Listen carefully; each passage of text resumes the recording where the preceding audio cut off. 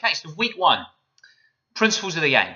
There's a couple of different things that we need to get done this week. First is, number one, to review the course management information in the syllabus. For all of the assignments, you want to make sure you review that first, because in there are some real key pieces of information on how to check all the boxes for making sure that those assignments are put together in the right way. So that'd be the first thing. I think that's at the start of every week. Review that and make sure that you're on the right page.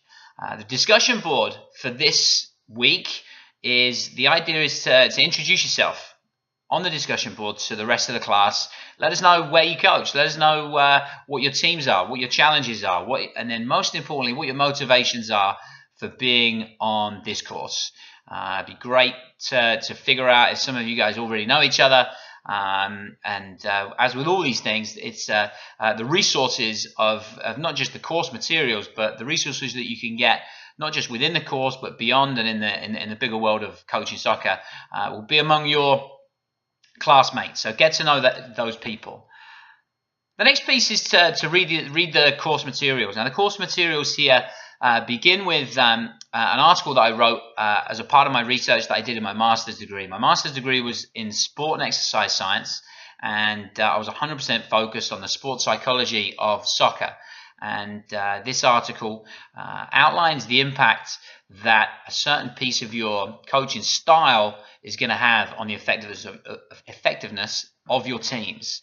So the nature of clarity is so important, and role clarity within soccer really talks about how well your players understand what you're asking them to do. So understand the role clarity piece, understand the role acceptance piece, which is that emotional component, and then how those pieces relate to the effectiveness of your team. After that, there's a number of articles in there that reference the principles of the game. Now, these are pieces, these are little documents that I've been pulling together for some years. Some of those are actually quite dated. Some of those are from decades ago. But they're examples of how different coaches have tried to provide their players with clarity on what they're looking for.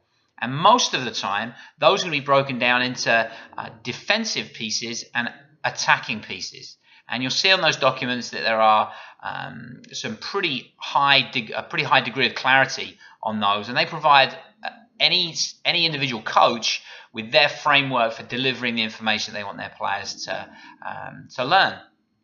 So your job with the assignment there is to write a reflective paper on role states and how those things interact, and then at the end produce your own set of bullet points for defensive and attacking principles that are important to you, and that'll be your framework through the rest of the course to provide that clarity to your players. So that's it.